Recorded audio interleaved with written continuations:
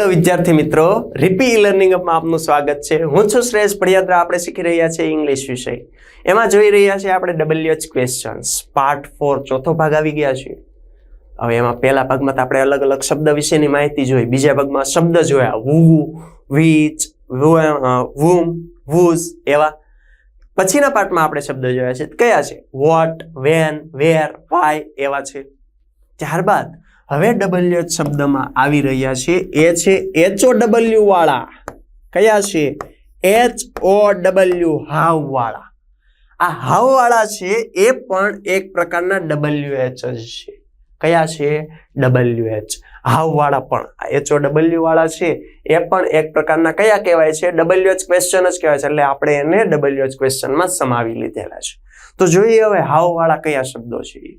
તો જોયો મિત્રો, પેલું તો આવે છે હાઉ મેની। હાઉ મેની એટલે ક્યારે, કેટલી, કેટલા એવું જાણવું હોય ત્યારે।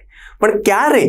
જ્યારે તમે કોઈ વ્યક્તિ છે, વસ્તુ છે, પ્રાણી છે, પક્ષી છે, એ સંખ્યા જાણવા કે કેટલા છે એવું જાણવું છે ત્યારે હાઉ મેની નો ઉપયોગ ગણી શકાય એવી વસ્તુ હોય ત્યારે થાય।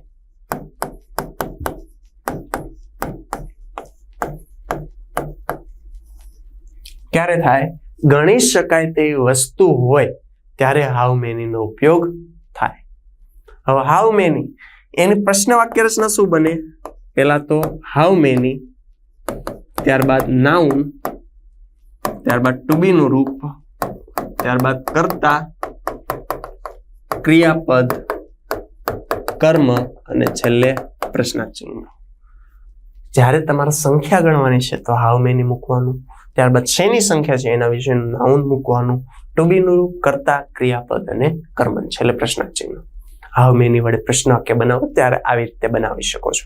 જો આપણે એક્ઝામ્પલ જોઈએ એટલે ખ્યાલ આવશે વધારે હાઉ મેની વડે। હવે આપણે વાક્ય રચના યાદ રાખવાની જરૂર રહેતી નથી, આપણે ખાલી શબ્દ યાદ રાખવાનો છે। ગણી શકાય તેવું હોય ત્યારે હાઉ મેની। તો જુઓ મિત્રો, અહીંયા એક્ઝામ્પલ આપ્યા છે હાઉ મેની ના।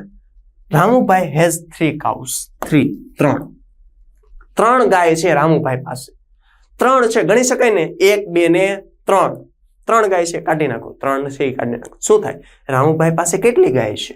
તો અહીંયા શું, કેટલી ગાય છે, કેટલી માટે કયો શબ્દ વપરાય? How many. તો અહીંયા શું આવશે? હાઉ મેની, ત્યારબાદ નાઉન કયું છે? કાઉઝ।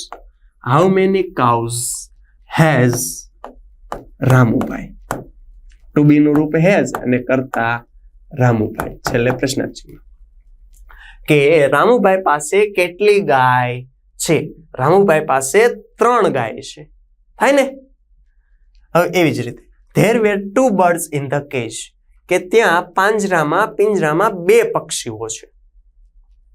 હા, 2 છે એ શબ્દ કાઢી નાખો, કેટલા પક્ષીઓ છે એવું થાય ને? તો અહીંયા શું આવશે? હાઉ મેની, કેટલા એટલે how many birds were there in the cage, છેલ્લે પ્રશ્નાર્થ ચિહ્ન। How many birds were there in the cage, કે ત્યાં પિંજરામાં કેટલા પક્ષીઓ છે। આગળ જો મિત્રો, કિરણ બાયઝ 10 books। કે કિરણ છે એણે 10 બુક્સ ખરીદી। 10 બુક્સ, 10 કાઢી નાખો, કેટલી બુક? તો શું થાય? How many, how many books. ત્યારબાદ બાયઝ SKS વાળું છે એટલે ડુ ડઝ, અહીંયા ડઝ, કિરણ, ડઝ આવ્યો એટલે ક્રિયાપદનું મૂળ રૂપ બાય। તો શું થાય? How many books does Kiran buy, કે કિરણ કેટલી બુક ખરીદી છે। આગળ ધ ચિલ્ડ્રન, અહીંયા સોરી ડી છે, ધ ચિલ્ડ્રન ફિલ 9 buckets। કે બાળકોએ 9 બકેટ ભરી। તો અહીંયા પ્રશ્ન વાક્ય બનાવવાનું છે, 9 છે એ કાઢી નાખું, શું થાય? How many buckets. અહીંયા હાઉ મેની પછી બહુવચન શબ્દ જ આવશે એટલે how many buckets do the children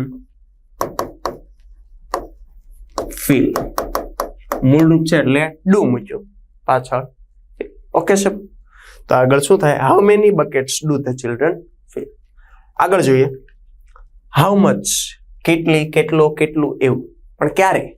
આગળ તમે હાઉ મેની હતું ત્યારે કેટલી, કેટલા જ આવતું હતું, પણ હાઉ મચમાં એવું જ આવે છે, પણ ક્યારે ઉપયોગ? હાઉ મેનીમાં તમને કીધું હતું કે ગણી શકાય તેવી વસ્તુ હોય ત્યારે હાઉ મેની. આ હાઉ મચ ક્યારે આવશે? જ્યારે ગણી શકાય નહીં તેવું હોય ત્યારે.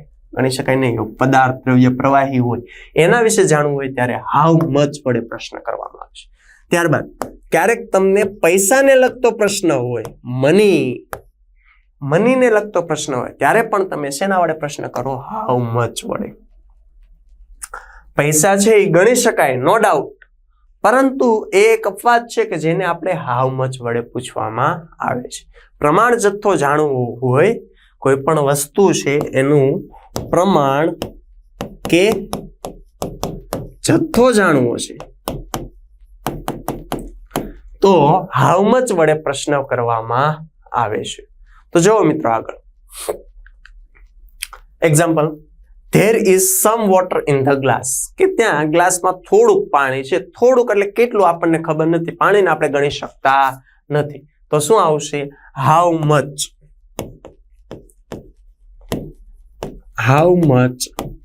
water is there in the glass. Same વાક્ય રચના how many ની જ, પણ how many ની જગ્યાએ કયો શબ્દ આવે? how much. અને અહીંયા તમે પાછળ જે શબ્દ લખો છો એ એક વચન જ આવશે, water. how much water is there in the glass. કે ગ્લાસમાં કેટલું પાણી છે. આગળ જોઈએ, I have 1,000 rupees. I have 1,000 rupees. મારી પાસે 1000 રૂપિયા છે. how much rupees have I? અથવા તો you, કે how much rupees have you, કે તમારી પાસે કેટલા રૂપિયા છે. અહીંયા you વડે પ્રશ્ન કરવામાં આવે છે. એટલે શું કરવાનું? પ્રશ્ન ચિહ્ન. તમારી પાસે કેટલા રૂપિયા છે? how much money have you. આગળ, Ali buys a little milk. અલીએ થોડુંક દૂધ લીધું, ખરીદ્યું. થોડુંક એટલે કેટલું ખબર નથી. તો અહીંયા શું થાય? how much milk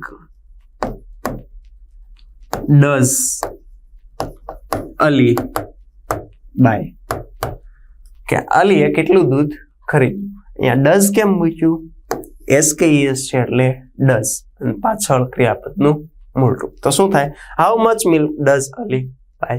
ત્યારબાદ the children drink plenty of juice. જ્યુસનું થોડું પ્રમાણ દર્શાવે છે. પ્રમાણ જાણવું છે તો how much. તો અહીંયા શું આવશે? how much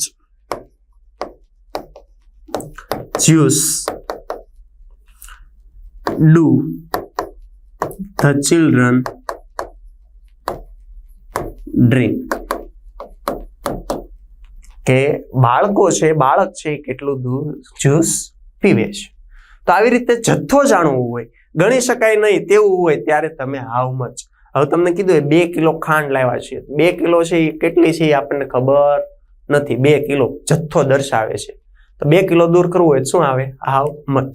તમને કીધું 20 પેન છે તો હાઉ મેની. પેન ગણી શકાય, ખાંડ ગણી શકાતી નથી.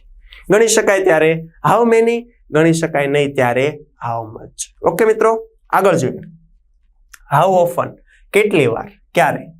જ્યારે અમુક ક્રિયા છે વારંવાર પુનરાવર્તિત થતી હોય, ત્યારે હાઉ ઓફન વડે કોઈ પણ ક્રિયા અથવા ઘટનાની ફ્રીક્વન્સી પુનરાવૃત્તિ જાણવા માટે હાઉ ઓફન વડે પ્રશ્ન વાક્ય બનાવવામાં આવે. શેના વડે પ્રશ્ન વાક્ય બનાવવામાં આવે છે? How often. એના એક્ઝામ્પલ જો એટલે ખ્યાલ આવશે મિત્રો. આ થોડોક એક રેર કેસ છે, જાણવાનું છે હાઉ ઓફન વડે ક્યારે, પુનરાવૃત્તિ જાણવી હોય ત્યારે. તો જુઓ મિત્રો, પ્રેમ goes for a walk every morning. દરરોજ સવારે એકની ક્રિયા રિપીટ થાય છે દરરોજ સવારે. તો શું થાય?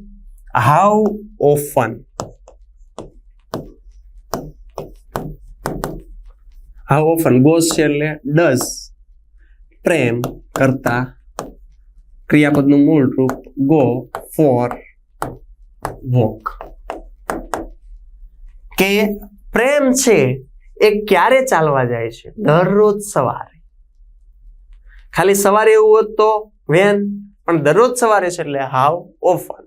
ત્યારબાદ the boys play chess every day. તો શું થાય? How often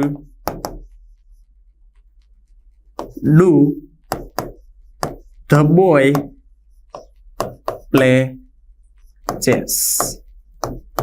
how often do the boy play chess, કે બાળકો છે એ કેટલી વાર ચેસ રમે છે. Grandfather went to his village every month. તો અહીંયા શું થાય? How often did the grandfather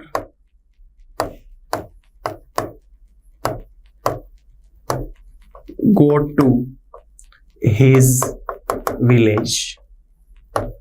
છેલ્લે પ્રશ્નાર્થ ચિહ્ન. How often did the grandfather go to his village? કે ગ્રાન્ડફાધર છે એના ગામડે કેટલી વખત જાય છે. આગળ, the farmer sold vegetables every week. ખેડૂત છે એ દર અઠવાડિયે એના જે શાકભાજી છે એ વેચે છે. તો અહીંયા શું થાય? How often did, ભૂતકાળ છે એટલે did the farmers sell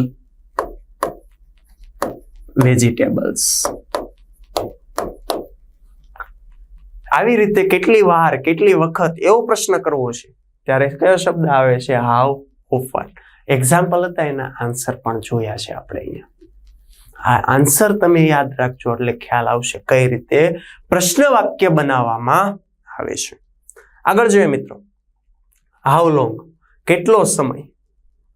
હવે જો સ્પેસિફિક સમય દર્શાવ્યો 2 વાગ્યે તો આપણે કહીએ કે વેન. પણ તમને એમ કીધું 2 કલાક માટે સમયગાળો દર્શાવે છે ત્યારે હાઉ લોંગ નો ઉપયોગ થાય.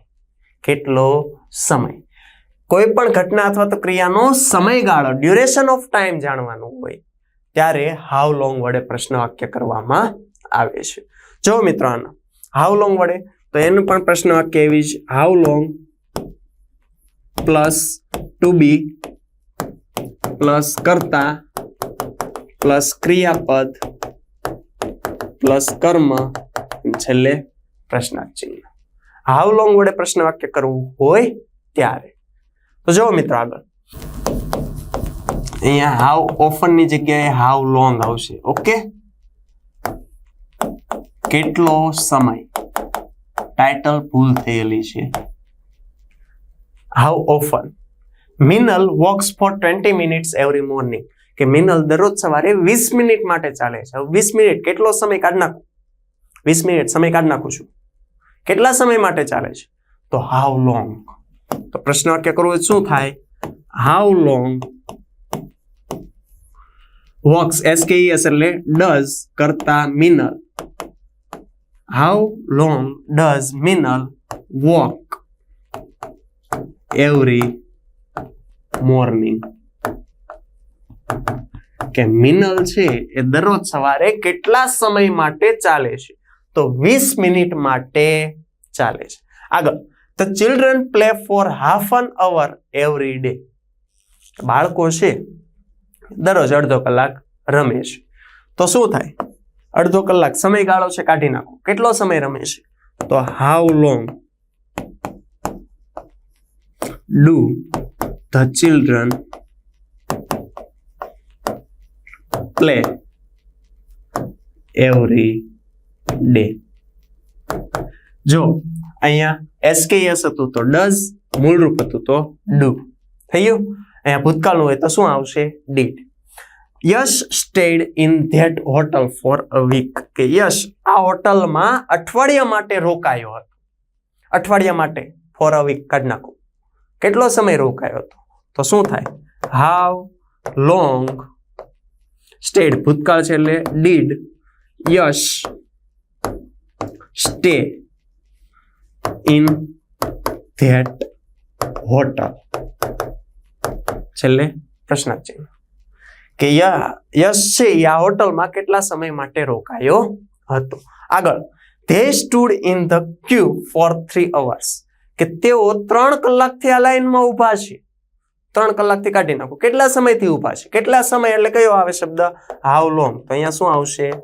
How long stood. ભૂતકાળ છે એટલે did they stand in the ક્યુ. કે તેઓ કેટલા સમયથી આ લાઈનમાં ઊભા છે, હરોળમાં ઊભા છે. આવી રીતે સમયગાળો જાણવો હોય ત્યારે તમે હાઉ લોંગ વડે પ્રશ્ન વાક્ય કરી શકો. અને જો તમારે પુનરાવર્તી જાણવી હોય તો હાઉ ઓફન વડે. ગણી શકાય તેવું હોય ત્યારે હાઉ મેની, અને ન ગણી શકાય તેવું હોય ત્યારે હાઉ મચ. આગળ જોઈએ મિત્રો. ઓકે મિત્રો, થેન્ક યુ. આજના લેક્ચરમાં આપણે જોયા છે HOW વાળા વાક્યો, જે પણ WH ક્વેશ્ચનમાં જ પૂછાય છે. તો મિત્રો, આ લેક્ચર ભણ્યા એ બદલ તમારો ખૂબ ખૂબ આભાર. થેન્ક યુ મિત્રો. Bye bye.